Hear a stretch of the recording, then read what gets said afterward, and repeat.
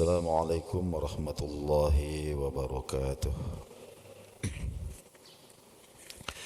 Alhamdulillah rabbil alamin. Allahumma salli wa sallim ala ashrafil mursalin sayyidina wa maulana Muhammadin wa alihi wa sahbihi ajmain, amma ba'd. Bapak-bapak, ibu-ibu, jamaah subuh rahimakumullah. Alhamdulillah, subuh hari ini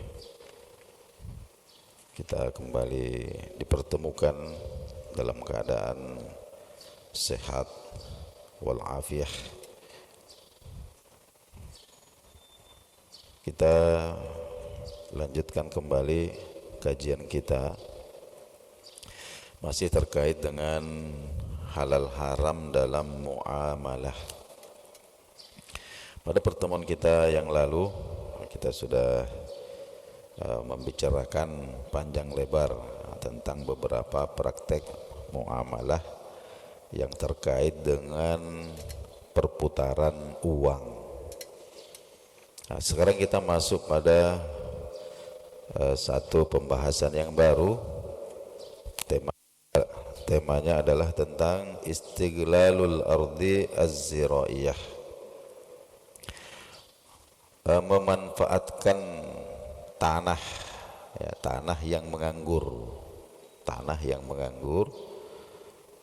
lahan kosong, maksudnya itu tidak produktif.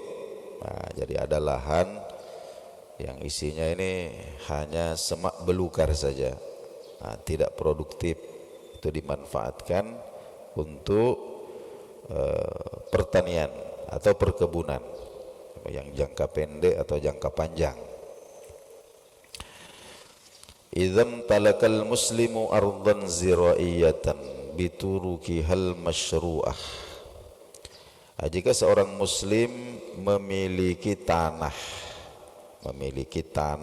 dengan cara yang sah, jadi kepemilikannya itu dengan cara yang sah, apakah dibeli atau mendapatkan dari warisan atau ada yang menghibahkan dan seterusnya,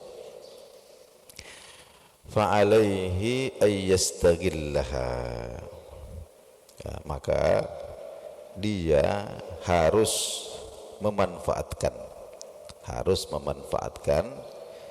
au yantafi'a biha, dengan cara diolah, dijadikan produktif,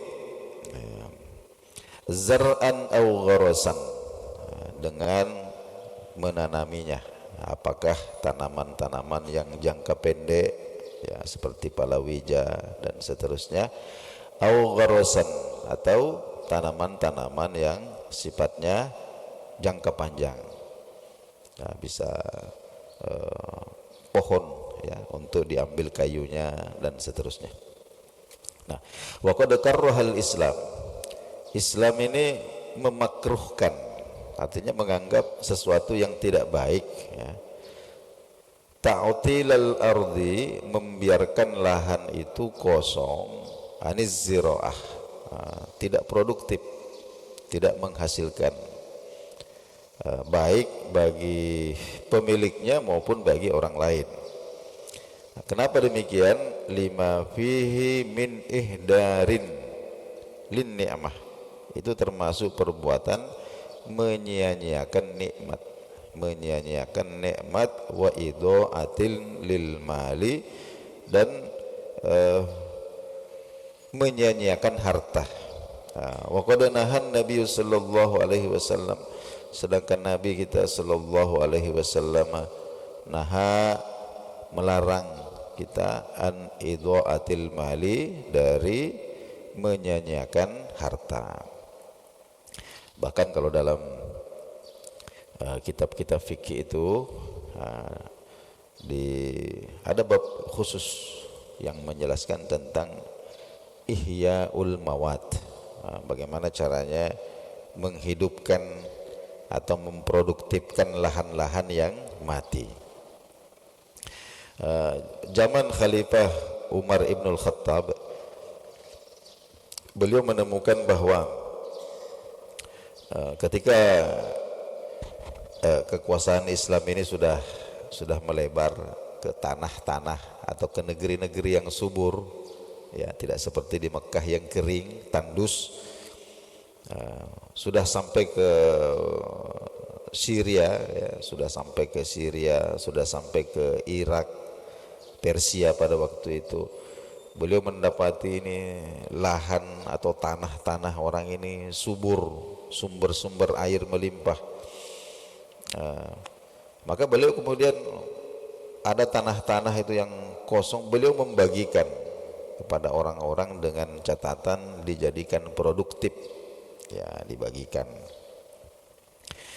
Kenapa? Karena itu tadi ada hadis Nabi Shallallahu Alaihi Wasallam yang melarang an idhaatil mal, menyia-nyiakan harta. Nah, untuk menjadikan lahan itu produktif itu ada 3 cara, paling tidak ada 3 cara dalam Islam. Yang pertama adalah ayyakuma bisya'niha binafsih. Ya, sebagaimana praktek penduduk Madinah adalah pemilik tanah itu, ya, mengolah sendiri lahannya, yazra'u fiha zar'an aw yagrisu gharasan, kan ditanami apa saja yang bermanfaat. Bisa tanaman-tanaman yang produktif, apakah jangka pendek atau yang menjadi aset jangka panjang.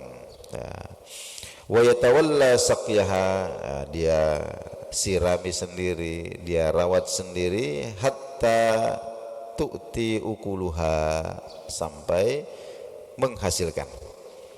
Ya, jadi diolah sendiri. Wa hadza amrun mahmudun, ini adalah perbuatan yang terpuji. Yujibu li sahibihi mathubatallah, mathubatallah, yang mendatangkan pahala dari Allah bagi pemiliknya. Nah, besar pahalanya. Jadi man tafa'a bizzar'i abil gharas, selama apa yang ditanam itu dimanfaatkan insan, apakah oleh manusia, au tairin, atau dipatuk-patuk burung, au bahimatin, atau dimakan oleh binatang yang lain, maka itu semua terhitung sedekah bagi pemilik lahan itu. Ya, bahkan disebutkan dalam satu riwayat bahwa kok ada orang yang bercocok tanam, dan bercocok tanamnya itu tidak melalaikan dia dari kewajibannya kepada Allah, salatnya terjaga, maka semua tanamannya itu bertasbih. Semua tanamannya itu bertasbih, bertahmid, memuji Allah Subhanahu wa taala, dan semua pahala tasbih dan tahmid dari apa yang dia tanam itu akan dimasukkan di dalam catatan amal orang yang punya kebun itu. Wa kana jillatu ashabi Rasulillah sallallahu alaihi wasallam minal ansar. Nah, ini mayoritas sahabat-sahabat Nabi sallallahu alaihi wasallam. Di orang-orang Ansor di Madinah ini kan profesinya adalah berkebun, berkebun kurma dan macam-macam. Mereka ini kebanyakan yazra'una ardhahum, ya, mengolah tanahnya, wa yakumuna 'alaiha bi anfusihim, ya, mereka urus sendiri. Itu cara yang pertama. Dan ini sesuatu yang terpuji. Kemudian cara yang kedua, alla yatamakkana min zira'atiha binafsih. Katakanlah pemilik tanah ini, pemilik lahan ini punya kesibukan, ya, punya kesibukan yang lain, berprofesi sebagai PNS, atau mungkin sibuk dalam perdagangan, ya, perniagaan, dan punya lahan, ada lahan kosong, menganggur, tapi tidak bisa diurus sendiri, tidak bisa digarap sendiri. Maka solusinya adalah fayu'iruha, dia pinjamkan, ya, dia pinjamkan tanah itu man kepada orang yaqdiru ala ziraatiha, yang punya kemampuan, punya keahlian untuk mengolah bialatihi, ya, dengan peralatan. Maksudnya peralatan dari orang yang menggarap itu. Wa awanihi, perkakas juga datangnya dari dia. wa bazarihi, benihnya juga datangnya dari dia. Kalau toh butuh hewan untuk menyiram atau hewan, nah, dulu kan pakai hewan, sekarang mesin ya. Ya, jadi dia pinjamkan lahan itu kepada orang, wala ya'khuzu minaz zari'i syai'an, tanpa mengambil imbalan apapun dari penggarap. Artinya tidak mempersyaratkan ada imbalan apapun dari penggarap. Wa hadza amrum matlubun fil Islam. Ini juga adalah sesuatu yang sangat dianjurkan di dalam Islam. Nabi kita sallallahu alaihi wasallam memberikan motivasi. Ini dalam hadis riwayat Imam Bukhari dan Muslim. Nabi sallallahu alaihi wasallam bersabda, "Man kanat lahu ardun," barang siapa yang punya lahan, ya, falyazra'ha, maka hendaklah dia menanaminya, mengolahnya supaya produktif. Nah, atau kalau tidak mampu, au liyamnahaha akhahu, dia pinjamkanlah lahan itu kepada saudaranya untuk digarap, Nah, kemudian yang ketiga, itu tadi yang kedua, jadi kita pinjamkan tanah itu kepada orang yang punya kemampuan, orang yang punya keahlian, untuk dijadikan produktif, karena itu nanti akan mempengaruhi perekonomian secara umum, ya. Dan tanpa mempersyaratkan adanya imbalan dari hasil panennya dan lain sebagainya. Kemudian yang ketiga adalah ayyutiyaha limay yazra'aha, ya, seperti tadi, ya, diberikan kepada orang untuk diolah, digarap, ala ayyakuna lahu nisbatum muhaddadatun, dengan syarat dia mendapatkan bahagian tertentu, mimma yakhruju minal ardi, dari hasil atau dari apa yang dihasilkan dari tanah itu, ya. Kalau umpama jagung manis atau kacang tanah dan lain sebagainya, nanti ada bahagian tertentu, bisa prosentase. Ini prosentase, bukan bahagian yang dipastikan, harus dapat sekian. Itu nanti akan dibicarakan, nanti bentuk-bentuk muzaraah yang tidak diperbolehkan. Ini termasuk yang diperbolehkan, ya, dia mendapatkan bahagian tertentu dari hasil panen tersebut sesuai dengan kesepakatan. Ya, nanti prakteknya itu apakah penggarap ini yang punya benih, punya pupuk, punya obat-obatan, atau itu datangnya dari pemilik lahan dan seterusnya, itu nanti bergantung pada kesepakatan. Yang penting intinya itu adalah la dharara wa la dirara. Jadi jangan merugikan, jangan sampai kita berbisnis ini kemudian merugikan diri sendiri, jangan juga merugikan orang lain. Istilahnya itu sama-sama hiduplah dalam porsinya masing-masing. Wa yajuzu lahu ayyusa'idaz zari' bil bazri au bihi au, boleh juga semua perlengkapan yang dibutuhkan itu berasal dari pemilik lahan dan seterusnya. Inilah yang disebut dalam fikih Islam sebagai mukhabarah. Jadi akad mukhabarah itu artinya menggarap tanah dengan perjanjian bagi hasil. Dan ini dipraktekkan oleh Nabi sallallahu alaihi wasallam, disebutkan di dalam Sahih Bukhari, dicantumkan dalam Sahih Bukhari bahwa Rasulullah sallallahu alaihi wasallam amala ahla Khaybar. Nabi sallallahu alaihi wasallam itu punya tanah di Khaybar.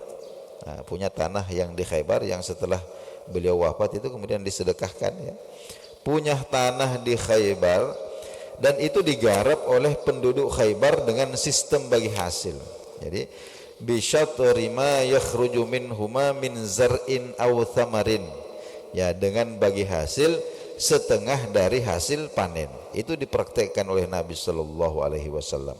Itu disebutkan di dalam diriwayatkan juga dari sahabat-sahabat Nabi sallallahu alaihi wasallam ya seperti Abdullah bin Umar, Abdullah bin Abbas, Jabir bin Abdullah ini mempraktekkan ya mukhabarah menggarap tanah dengan perjanjian bagi hasil.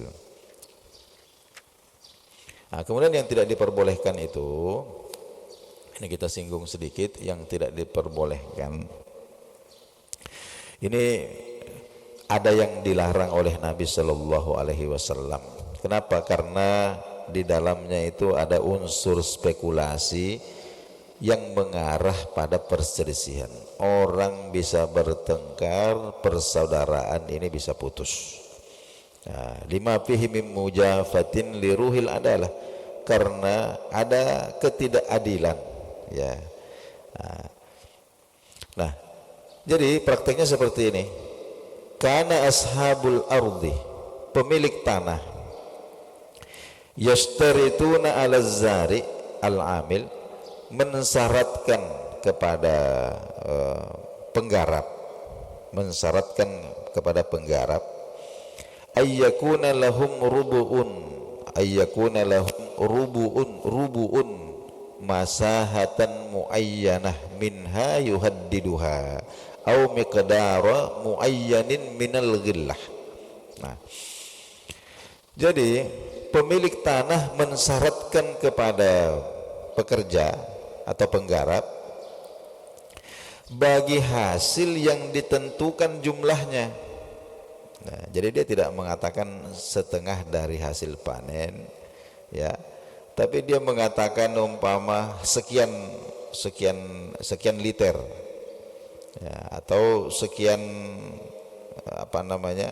pokoknya ada yang bahagian yang pasti ya, dia menentukan bahagian yang pasti. Jadi dia tidak memperdulikan bagaimana nanti hasilnya. Kalau kita persentase ini kan hasilnya enak, kalau cumpama hasilnya sedikit ya sedikit itulah kita bagi, kalau hasilnya banyak itulah kita bagi sesuai dengan persentase masing-masing. Tapi kalau ini tidak, saya harus mendapatkan sekian kuintal ya, tidak peduli hasil panennya sedikit atau banyak, dia menentukan harus mendapatkan. Nah, itu tidak diperbolehkan ya. Kenapa? Nabi Shallallahu Alaihi Wasallam berpandangan annal adla yaqtadi ayyashtarika, bahwa keadilan itu harus ditegakkan dalam bentuk keduanya itu berbagi, pemilik lahan dan yang mengolah berbagi, fi kulli ma yakhruju minha qalla au kathurah, berbagi dengan semua hasil panen, apakah sedikit atau banyak. Kalau sedikit ya sedikit itulah dibagi, kalau banyak itulah dibagi. Kalau tidak ada hasil ya semuanya menanggung rugi ya. Jangan nanti kemudian panen tidak hasil tapi pemilik lahan tetap menuntut bahagian. Itu tidak diperbolehkan. Jadi wala yasihu ayyakuna li ahadihima nasibun muayyan. Jadi tidak benar kalau ada satu pihak ya yang mengklaim bahagian yang sudah pasti, padahal qad la takhrujul ardu ghirahu, kadang-kadang tanah itu tidak menghasilkan atau mungkin menghasilkan hanya umpama yang pemilik lahan mensyaratkan 1 kintal 100 kilo dari panen kacang umpama, ternyata satu musim tanam ini hasilnya cuma 100 kilo ya, itu saja. Berarti itu nanti hanya yang untung itu hanya pemilik lahan. Jadi payan ghanimu wahdah ya, hanya pemilik lahan yang mendapatkan untung, wa yagrimul akhar, sedangkan yang lain rugi sendiri. Ini tidak diperbolehkan. Termasuk juga praktek yang tidak diperbolehkan adalah ketika pemilik lahan ini menentukan bahwa dia harus mendapatkan bahagian pasti dari area-area tertentu. Nah, katakanlah area-area yang subur, karena kadang-kadang tanah pertanian ini kan ada lahan-lahan yang dekat dengan sumber air ya, atau katakanlah punya struktur tanah yang lebih subur dibandingkan dengan yang lain. Nah, kadang ada praktek di zaman Nabi itu, ya, ada orang pemilik tanah itu mensyaratkan, kamu kerjakan saya punya lahan ini, nanti yang dekat irigasi itu pasti itu untuk saya itu. Nah, yang dekat irigasi itu untuk saya, sisanya nanti ini kita bagi lagi. Ini juga termasuk kezaliman, tidak diperbolehkan oleh Nabi Shallallahu Alaihi Wasallam. Nah, jadi intinya la budda izan ay ya'khudha kullu minhuma hadzahu minal kharij anil ardi binisbah. Jadi yang diperbolehkan itu adalah bagi hasil dengan sistem prosentase. Jadi berapa persen dari hasil panen yang disepakati. Fa in kathural kharij, kalau hasilnya banyak, asaba khairahut tarafain, ya, maka kedua pihak mendapatkan kebaikan, ya. Wa in qalla, kalau sedikit, kanat qillatuhu ala kilaihima, maka ya bersabarlah, ya, yang penting hati ini tidak ada yang rusak. Hati tidak ada yang rusak. Wa illam takhruj syai'an, kalau toh kemudian tanah itu panennya gagal, ya kanal gharamu mushtarika, maka kerugiannya juga ditanggung bersama. Wa hadza atyabu li nafsayhima, ini lebih menenteramkan hati keduanya. Di kedua belah pihak itu akan lebih tenang hatinya, dan itulah ruh daripada perintah Allah Subhanahu wa taala, wa ta'awanu 'alal birri wat taqwa. Nah, baik Bapak-bapak, saudara-saudara sidang jemaah subuh rahimakumullah, kita cukupkan kajian kita subuh hari ini. Insyaallah besok subuh kita lanjutkan kembali. Kita masuk pada asyirkah fi tarbiyatil haiwan, yani kerjasama di dalam peternakan, ya, kerjasama dalam peternakan hewan. Ini juga dibicarakan di dalam fikih Islam. Baik, kita cukupkan sekian, mudah-mudahan bermanfaat. Subhanakallahumma bihamdik, asyhadu an la ilaha illa anta, astaghfiruka wa atubu ilaik. Wassalamualaikum warahmatullahi wabarakatuh.